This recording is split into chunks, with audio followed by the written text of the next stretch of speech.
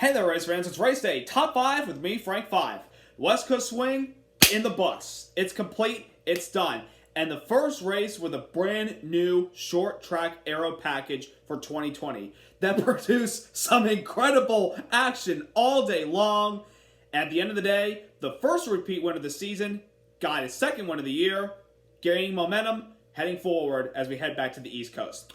Number 1, Joey Logano, who won at Phoenix before, but it was in the fall in 2016, captured his second win of the season, winning today's FanShield 500 at Phoenix International Raceway over the Cactus King Kevin Harvick, Kyle Busch, Kyle Larson, and Clint Boyer, the top 5. Joey Logano had quite the day, honestly, starting outside the top 10, but running up into the top 10 with a very good race car, good balance, good pit stops all day long.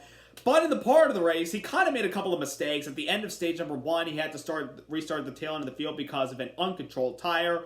Then towards the middle portion of the race, he got caught for a penalty for speeding. That's under the tail end. But he kept fighting back and just like literally holding off a lot of these guys on these late restarts with, newer tires compared to his. But at the end of the day, it was a great battle between Joey Logano and Kevin Harvick, and Logano to get a second win of the season. A big win obviously gains momentum and it builds bonus points going down the road. A big weekend for Joey Logano and the whole race team, coming in off a tough race at California last weekend and then coming this weekend and putting together a solid performance. There's a lot of positives for Joey Logano, and so far, him and his new crew chief, Paul Wolfe, are hitting it off. They're having a really solid start after these guys, the Penske team, swapped crew chiefs during the offseason. So far, it's working really well for Joey Logano. The other two have been very fast, but they still have some work to do. But Joey Logano is off to a great start with his new crew chief, Paul Wolfe. Number 2, Kevin Harvick, the Cactus King, because he has 9 wins at this racetrack. Had a very solid car all day long, started up on the front row, led a lot of laps, won stage number 1, and looked to be in position to win the race, but ultimately a lot of cautions, and that meant different pit strategies compared to a lot of other guys. He got stuck in the traffic. One of the late restarts, he actually hit the left rear of his teammate, Clint Boyer, off at turn number 2, and I felt like maybe that was going to cut a tire in Harvick's car, but it didn't. It held on. He fought Logano tooth and nail in those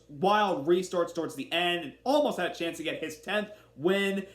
But, close but no cigar for Kevin Harvick. But nonetheless, it was a good performance for the whole Ford team. Obviously, they've had some good race cars this year, but they really haven't had winning race cars. I mean, they were good in Vegas, but for the short ones, the longer the run won, the worse that Ford car got. And that kind of showed today. They were so good on short runs.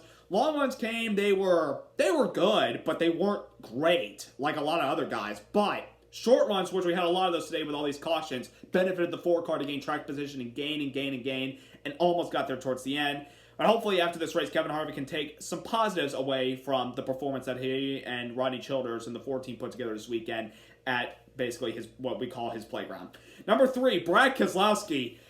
What a day he had. Oh my gosh. Started outside the top 10 like Joey Logano, but said after practice, we've got a good long-run race car.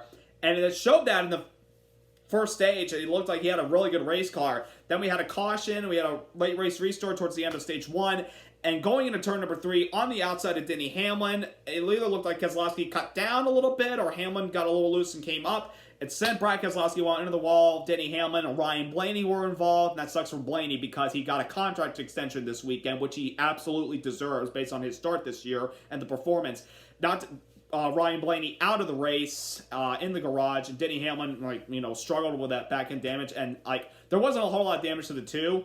I expect him to get to the top 10, but I didn't expect the guy with that left side damage to take the lead at one point. I'm like, wow, that car's not that bad. It was a good race car, but towards the end, compared to unlike Joey Logano and Kevin Harvick, pit strategy did not fall the way of the 2 team, and they had to come in and pit late, and that ultimately killed their chance for win because they were in good position towards the end. If it had gone green the rest of the way, I think Brad Keselowski on old tires would have won it nonetheless. But sadly, they had to pit late. They were able to rebound and finish 11th, so they were snake bit. And Rattlesnake Hill's got some rattlesnakes out there, and I guess they decided to bite Brad Keselowski today. I don't know, but he had a good race car. It just got to eliminate the mistakes, and they should be fine. Number 4, comers and goers. We had a lot of those today. I mean, we had guys running up towards the front that didn't really get the finish that they deserved. We had guys that were basically no shows today, but showed up towards the very end. I mean, it was incredible. Kurt Busch, for one. He ran outside the top 10 all day long. That car just did not look that fast, but they were able to come away with a solid 6th place run, so they just keep gaining and gaining with this one car. Clay Boyer started off the race not so good. They were struggling in the top 20. Then they got that car better and got Clinton his first top 5 of the season, second top 10 of the year because of the performance that they put together at Daytona. Obviously, it's the Daytona, it's the draft and everything. You saw a couple of the Gibbs guys up there, like Martin Truex Jr. had a very good race car after starting the rear for an engine change, but on one of the restarts got dumped by Aragon Marola, who apologized, said I didn't mean to do that, but Truex was pretty upset, and he's upset so far this year. He hasn't have a top 10 yet. I'm not pressing the panic button on Martin Truex Jr. just yet, but they don't have a top 10 to the first 4 races. That's not a good start to the year, especially when you have a brand new crew chief in James Small, because Cole Pearn retired at the end of last year. So I'm not pressing the panic button just yet on Truex, but there is a little cause for concern about the performance and the results that this 19 car has been getting so far this year. A couple of other results. Jimmy Johnson, they struggled this weekend compared to the last 2 weeks. They've had very fast race cars.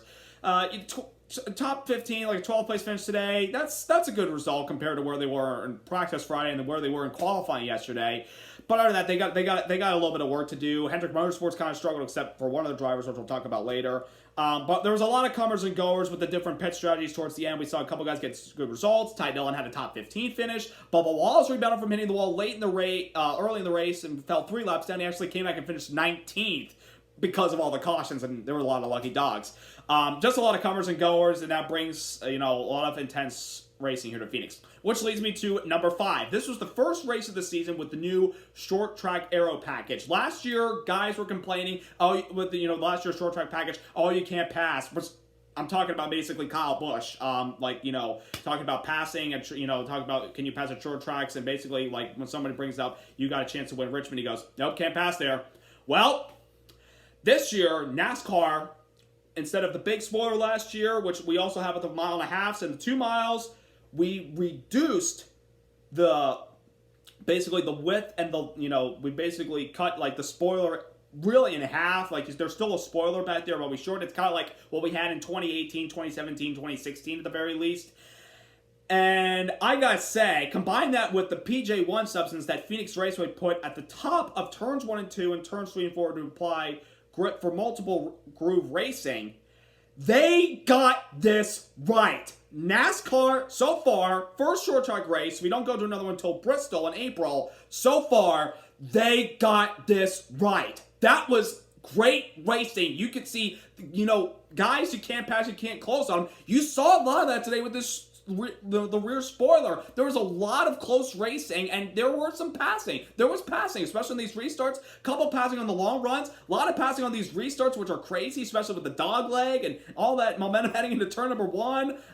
It was incredible. This was one of the best Phoenix races I've seen in a long time. I'm not lying. This was perfect. NASCAR got this right. And you want to know one of the reasons NASCAR got this right and the fans enjoyed it? And I feel like it brings a lot of excitement back to Phoenix because, ladies and gentlemen, the next time we come back to this track in November 8th, this facility will be hosting Championship 4 weekend. So this was a huge weekend for NASCAR and the drivers to come in, see how the short track package would fare, how it would apply to the racing as far as the grip at the top of the grooves, as far as 1 and 2 and 3 and 4, as well as the competition, the passing rate, the exciting racing.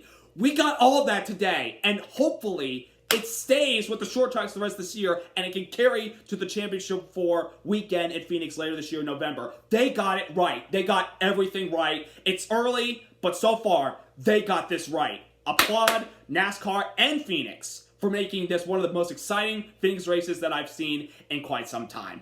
They blew my mind away today. It was an awesome race. Finally, driver recap. Chase Elliott, a solid weekend. A really solid weekend. We unloaded our Universe, one of his new sponsors this year, which you've seen on William Byron the last couple of years, is now with Chase Elliott this year. We unloaded off the truck Friday, and the car was fast. It had speed. Second fastest in the first session. Fastest in happy hour. We won the pole. Chase Elliott's, I think, second short track pole. I remember he won a pole at Bristol in the spring race last year. Second pole on a short track. Just brought a lot of good speed this weekend. Had a fast car today. Led the most laps, 93 laps.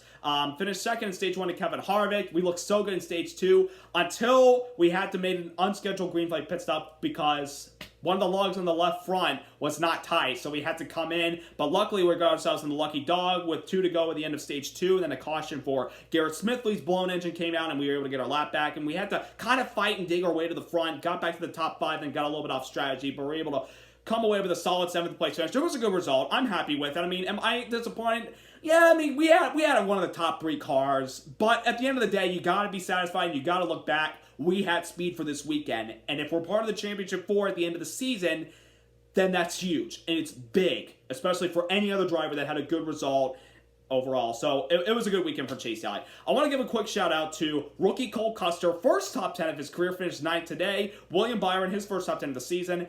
And I know he didn't get quite the finish he deserved, but folks, today, rookie Tyler Reddick impressed the heck out of me. That car was so strong, ran a top 5, top 10 most of the race, then it cut a right front towards the end of the race. It sucks, but they had a good weekend, and they got to be a little bit positive, take the positives away from what was a very solid weekend.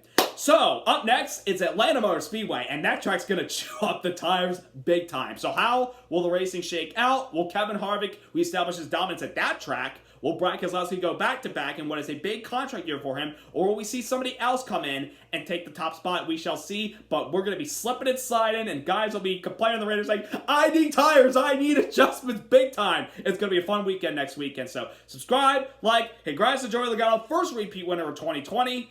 West Coast Swing is done. Now we're off to Hot Atlanta. See you guys.